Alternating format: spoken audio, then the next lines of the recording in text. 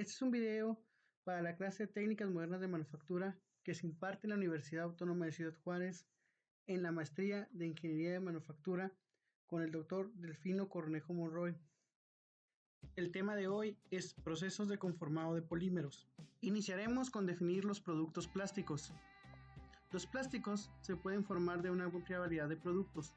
Pueden ser partes moldeadas, secciones extruidas, películas, hojas o recubrimientos o aislamientos que comúnmente se utilizan, por ejemplo, en los cables eléctricos o en fibras para textiles.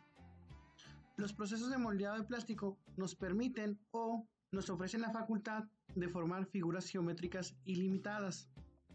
Tienen la ventaja de que requieren menos energía que los metales, debido a que sus temperaturas de procesamiento son mucho menores. El manejo de estos productos se simplifican durante la producción, ya que se utilizan temperaturas más bajas y normalmente no es necesario pintar o realizar algún otro tipo de proceso subsecuente. Existen dos tipos de plásticos, los termoplásticos y los termoestables.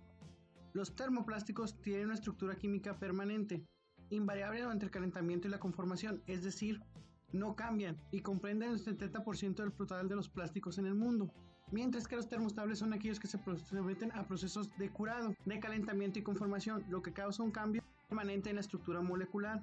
Una vez enfriado, un termoestable no puede volverse a fundir, es decir, no puede volver a ser reprocesado. Los procesos de conformación de plásticos se pueden clasificar en diferentes maneras. Uno de ellos es en productos extruidos con una sección transversal constante, en hojas y películas continuas, filamentos continuos o también conocidos como fibras, piezas moldeadas que en su mayoría son sólidas, piezas moldeadas con paredes relativamente delgadas o piezas hechas a partir de láminas o películas formadas, fundiciones y por último en productos espumados. Para dar vida a una pieza plástica o termoplástico, se debe calentar primero para que éste se ablande y la consistencia tome una forma líquida. Esta forma es llamada masa fundida de polímero. Las propiedades importantes del polímero son la viscosidad y la viscoelasticidad. La viscosidad es la propiedad del fluido que relaciona el esfuerzo cortante con la velocidad durante el flujo. Todo esto es debido al alto peso molecular. Una masa fundida de polímero es un fluido espeso con alta viscosidad. La mayoría de los procesos de conformación de polímeros implica un flujo a través de un canal, hueco o conformación de matriz. Las tasas de flujo a menudo son altas, lo que lleva a altas tensiones, lo que se requiere presiones significativas en estos procesos. Existe una relación entre la velocidad de corte y la viscosidad, ya que la velocidad de un polímero fundido disminuye con la velocidad de corte. Por lo tanto, el fluido se pone más delgado, es decir, fluye más rápido, a mayores velocidades de corte. De igual manera, existe una relación entre la temperatura y la velocidad de corte. Por lo tanto, el fluido se pone más delgado a temperaturas más altas y fluye más rápido. De esto surge una nueva característica, que es la viscoelasticidad, que en realidad es la combinación entre la viscosidad y la elasticidad. Esto lo podemos ver cuando un fluido caliente se expande al salir de una abertura o una matriz en diferentes procesos.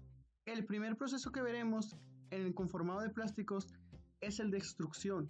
En el proceso de extrusión, el material se forza a fluir a través de un túnel o matriz para obtener un producto largo y continuo, cuya forma toma la forma de la sección transversal que está determinada por el largo del orificio o forma del orificio. Este tipo de procesos es ampliamente utilizado para termoplásticos o elastómeros, ya que se puede producir productos en masa tales como tubos, tuberías, mangueras, formas estructurales, láminas y películas, filamentos continuos y alambres eléctricos revestidos. El equipo utilizado para este proceso es llamado extructora. La máquina extructora está formada por varios componentes.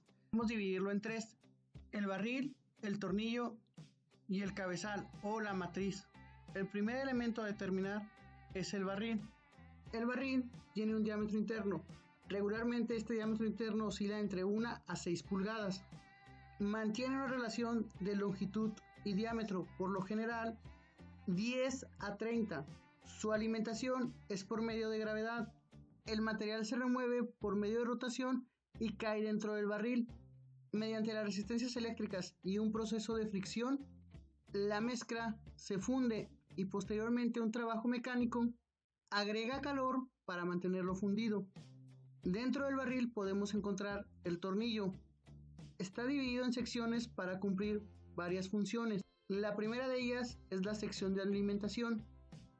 El material de alimentación se mueve desde la tolva y se precalienta. Después está la sección de compresión. Aquí el polímero se transforma en fluido grueso.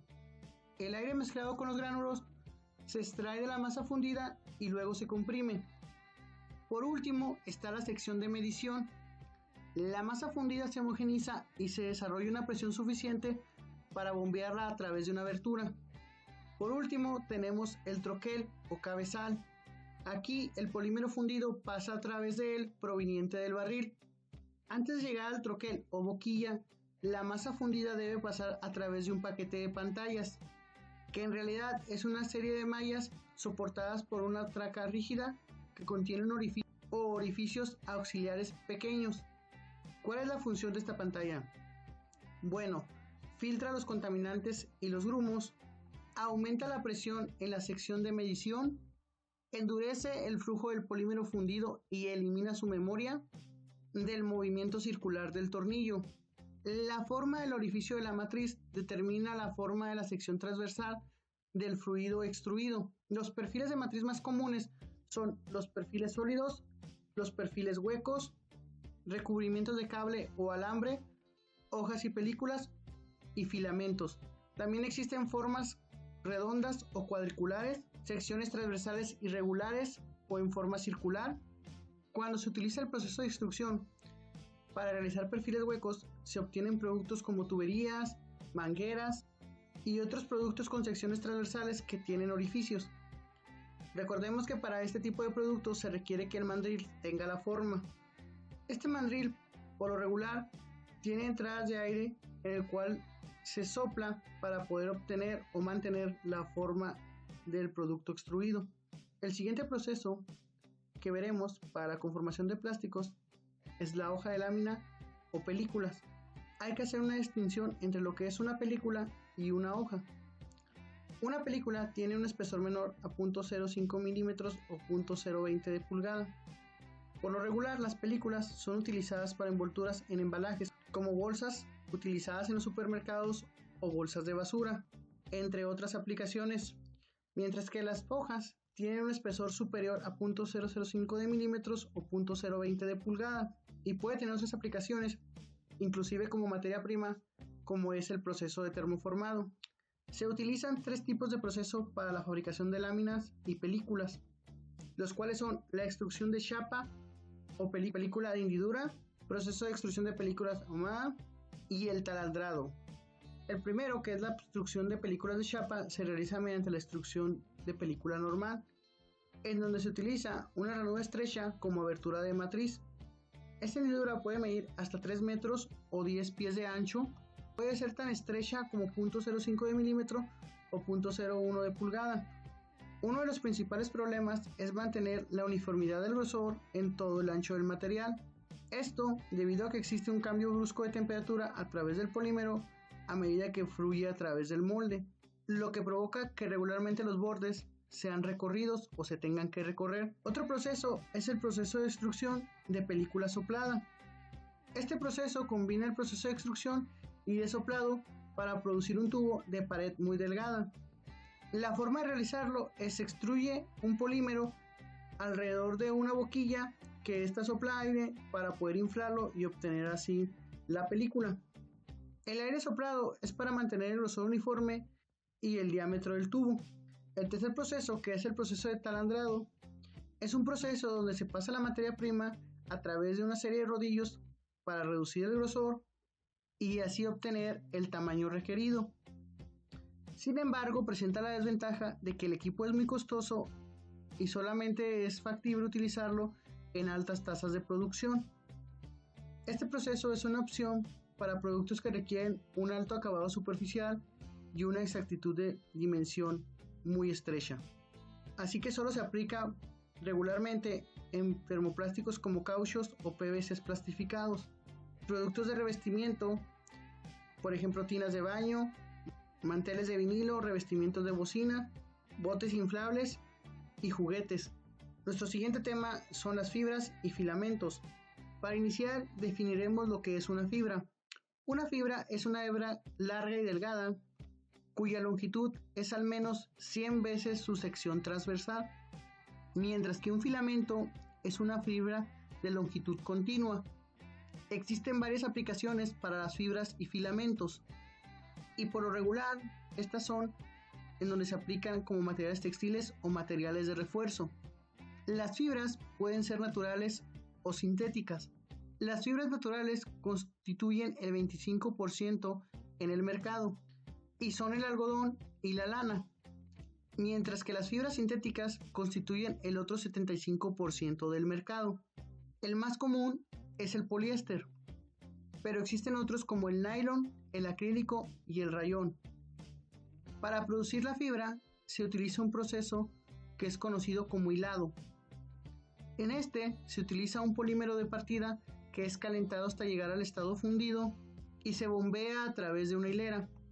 Las hileras típicas tienen un grosor de 6 milímetros o 0.25 de pulgada y contienen 50 agujeros de diámetro. A través de ellos pasan los filamentos, los cuales se estiran y se enfrían a través del aire antes de ser enrollados en una bobina. Los filamentos producidos generalmente son sometidos a más estirados en frío para poder alinear la estructura cristalina a lo largo de las direcciones del eje del filamento. El efecto que se busca es aumentar significativamente la resistencia a la tracción en este tipo de producto. A continuación veremos uno de los procesos más importantes en el conformado de plásticos, que es el moldeo por inyección. El moldeo por inyección es el proceso más utilizado en la conformación o fabricación de piezas plásticas. Podemos describir este proceso de la siguiente manera.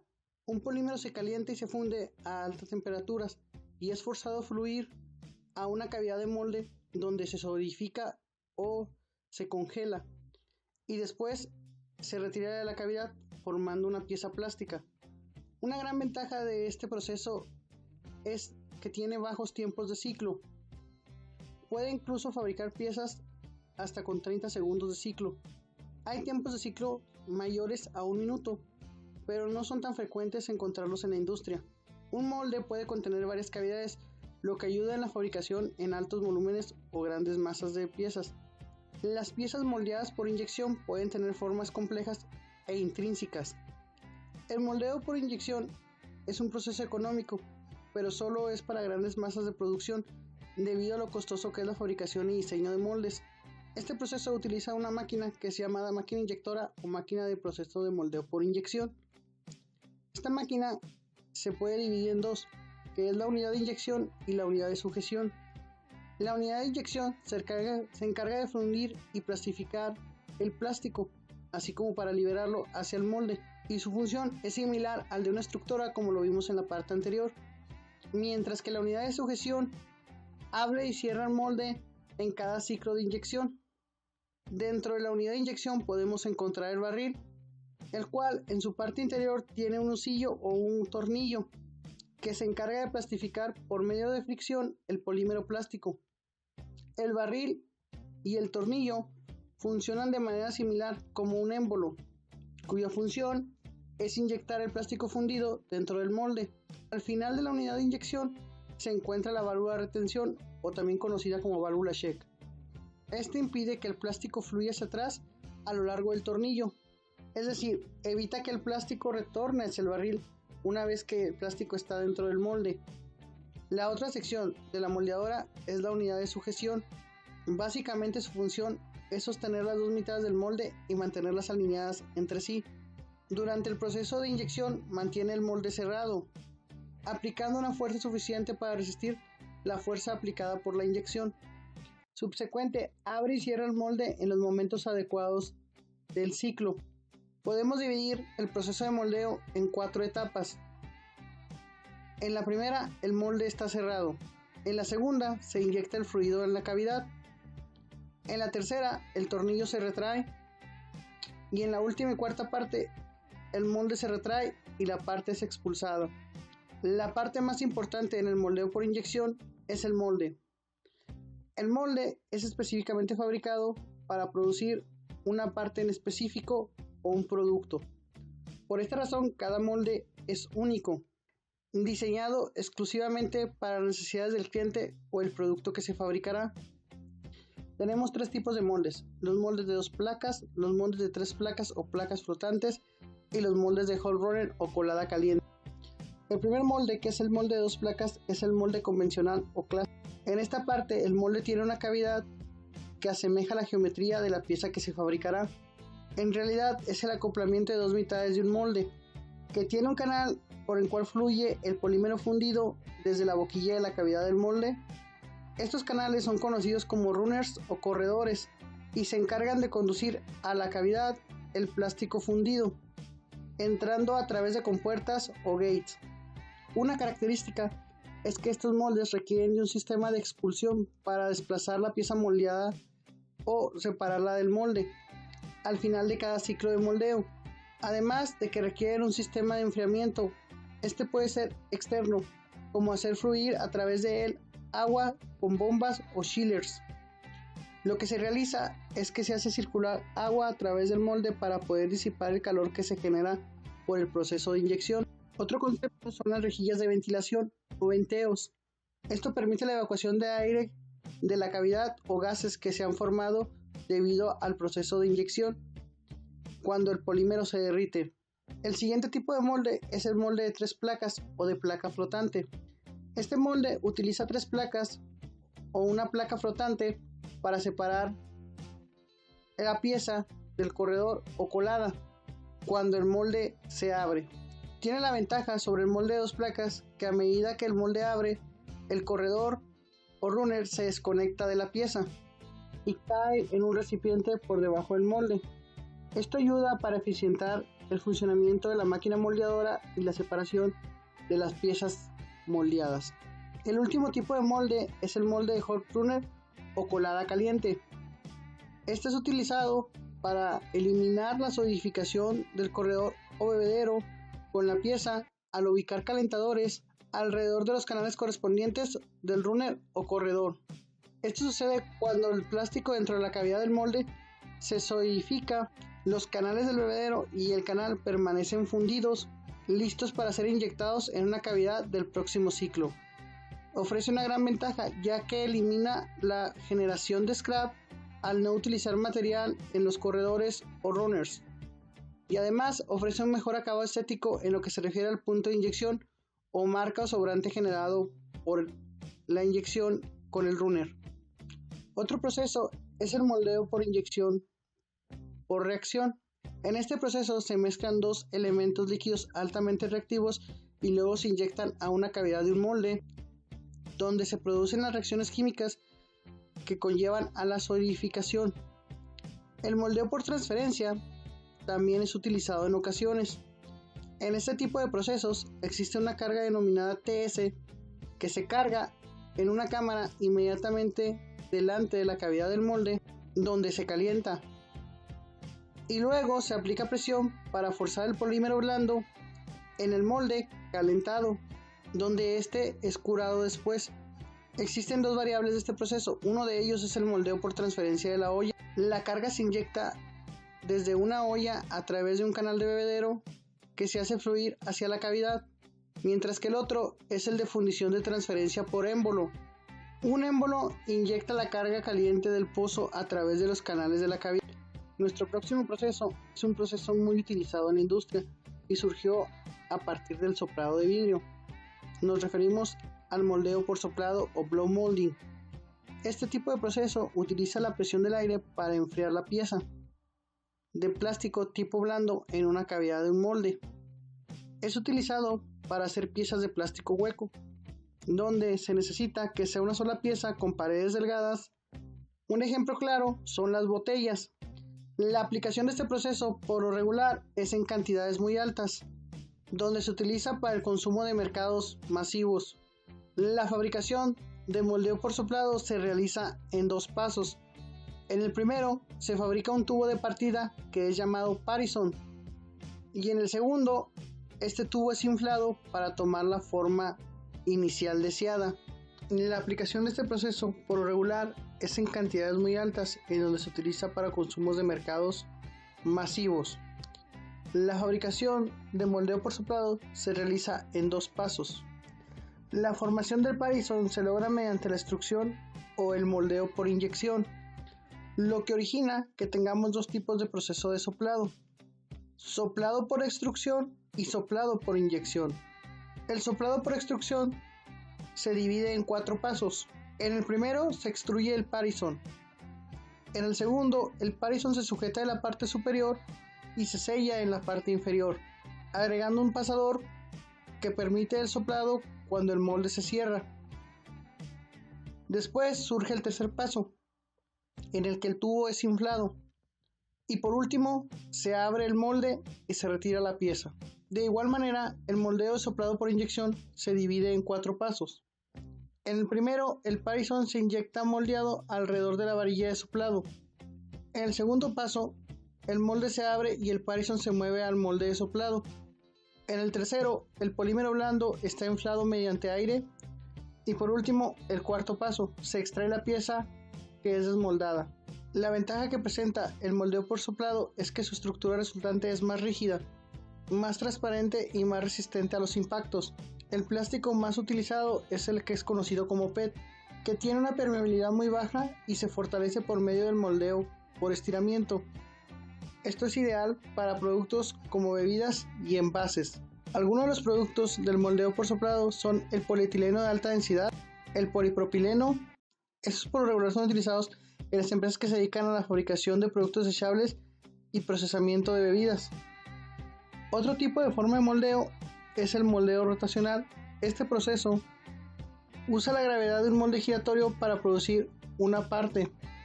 Esta es una alternativa al proceso de moldeo por soplado, donde se producen piezas más grandes con una geometría más dispersa. Sin embargo, es utilizado en menores tasas de producción. Es utilizado para fabricar partes internas de botes, canoas, revestimientos y partes internas de almacenamiento. El siguiente proceso es el proceso de termoformado. En el proceso de termoformado, una lámina o película de plástico plana se calienta y se deforma en la forma deseada utilizando un molde. Este calentamiento se logra mediante calentadores eléctricos o resistencias ubicadas por debajo o a lo largo de la hoja de película de plástico que se quiere fundir. Es ampliamente utilizado en productos de gran tamaño como bañeras, revestimientos, interiores de refrigeradores, entre otros. En el proceso de termoformado al vacío, la lámina de plástico plana se suaviza y se calienta. Después, esta placa se ablanda y se coloca sobre una cavidad de molde en forma cóncava. Y por último, el vacío dibuja la lámina en la cavidad, es decir, el vacío provoca que la lámina tome la forma de la cavidad del molde, ya que el plástico se endurece al entrar en contacto con la superficie del molde frío y por último la parte se retira. Para este proceso tenemos 2 tipos de moldes, los moldes negativos y los moldes positivos. Los moldes negativos tienen una cavidad cóncava, es decir, un espacio hueco, mientras que los moldes positivos tienen una cavidad convexa, es decir, un saliente en el molde. Ambos tipos de molde son utilizados en el termoformado. Sin embargo, para el molde positivo la lámina se calienta y la presión fuerza el plástico hacia la superficie del molde, mientras que en el molde negativo existen unas abrazaderas que fuerzan a la lámina hacia la superficie del molde. Para el proceso termoformado, solo los termoplásticos pueden ser formados, es decir, solo los termoplásticos pueden ser utilizados en este proceso. Los materiales más comunes en este proceso son el poliestireno, el ABS, el PVC y en algunos casos el acrílico. Nuestro último proceso para el conformado de polímeros es la extrusión de espumas de poliestileno. El poliestileno es un polímero plástico en donde este proceso se utiliza un agente expansor químico o físico para poder modificar la estructura. Por lo regular es utilizado en hojas grandes o tableros que después se cortarán a una medida para paneles o secciones de aislamiento térmico.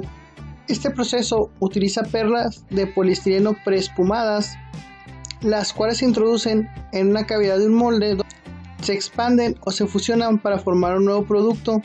También existe la conformación de espumas de poliuretano, en donde el poliuretano puede ser termoendurecible, elastómero o termoplástico. Los productos de proceso de espuma de poliuretano se elaboran en un proceso de un solo paso, en donde dos ingredientes líquidos se mezclan y se introducen dentro de un molde para tomar la forma. El polímero se sintetiza y la geometría de la pieza se crea al mismo tiempo. Existen dos tipos de proceso, el de pulverización y el torrencial. Básicamente estos procesos consiste en utilizar una perlita y así poder inflarla utilizando algún agente químico, aire o nitrógeno, y así lograr una expansión. En nuestro último tema abordaremos de manera general lo que es el diseño para piezas plásticas, que es aplicable en todos los anteriores procesos. Es importante establecer que durante el diseño de una pieza de plástica se debe tomar en cuenta la dureza y la rigidez, ya que los plásticos no son tan fuertes o rígidos como los metales. Se debe de evitar aplicaciones en donde se tengan tensiones elevadas, y otro factor a considerar es la resistencia a la fluencia. Otra propiedad a considerar es la resistencia al impacto. La resistencia al impacto en los plásticos por lo general es buena, e incluso comparar algunos plásticos con muchos metales. Las temperaturas de servicio es otro punto a tomar en cuenta, ya que están limitadas en relación o en comparación con algunos metales o con las cerámicas, ya que los plásticos no soportan temperaturas tan altas como los metales o las cerámicas, además de que existe expansión térmica y cambios dimensionales debido a estos cambios de temperatura. Otro aspecto a considerar es la degradación que pueden sufrir los plásticos al estar expuestos a luz solar o algún otro tipo de radiación. Esto incluye también degradación a otros tipos de químicos a los que el plástico puede ser expuesto. Aún así, los plásticos soportan la corrosión de mejor manera que los metales. Al diseñar una pieza plástica se deben tomar diferentes factores, ya que estos determinarán la complejidad del proceso de fabricación. Un ejemplo de esto es el grosor de una pared. Las paredes en las piezas moldeadas o piezas plásticas deben de ser uniformes, ya que las variables en un flujo de plástico no uniforme y un enfriamiento desigual, lo que tiende a deformar la pieza, por ejemplo en el proceso de extruido, dando problemas como deformaciones o hundimientos o problemas de calidad en el acabado. Debemos evitar también las secciones huecas, ya que esto complica el diseño de los moldes y el flujo del plástico. Es deseable utilizar secciones transversales que no sean huecas, que satisfagan la funcionalidad del producto. De igual manera, se deben evitar utilizar esquinas agudas o interiores, ya que producen un flujo desigual durante el proceso de fabricación, provocando estrés en el producto final, es decir, marcas considerables en el acabado superficial. De igual manera, es importante determinar los volúmenes de producción en el diseño de una pieza plástica. Esto para saber si un proceso de moldeo o de inyección será redituable. Cada pieza requiere de un molde único, el cual será fabricado a la medida y especificación. Este proceso puede ser muy costoso, en específico para los procesos de moldeo por inyección de plásticos y moldeo por soplado o blow molding. Por eso se recomienda que estos procesos se apliquen para cantidades de producción de 100.000 piezas o más, para lograr una rentabilidad en el producto. Otra situación a tomar en cuenta es la complejidad de las piezas. Una ventaja del moldeo por inyección y el procesamiento de plásticos es que puede ayudarnos a combinar muchas funcionalidades de las piezas. Aunque la geometría de la pieza sea más compleja, esta puede ser adecuada. Sin embargo, se debe tomar en cuenta que entre más compleja sea la geometría de la pieza, más costoso será el molde con el que se fabricará. Por último, se debe tomar en cuenta las tolerancias geométricas en el proceso de diseño de piezas plásticas. Se debe recordar que las piezas plásticas serán transformadas o utilizadas en diferentes procesos durante el ensamblaje.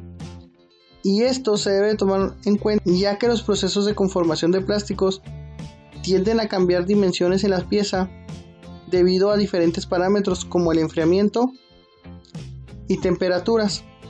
Por lo tanto, estas variaciones provocadas por estos parámetros deben ser absorbidas mediante tolerancias geométricas en el diseño y así permitir el ensamblaje entre una pieza y otra. Hemos terminado con el tema de conformado de plásticos. Espero que este video sea de gran ayuda. Gracias y nos vemos en la siguiente ocasión.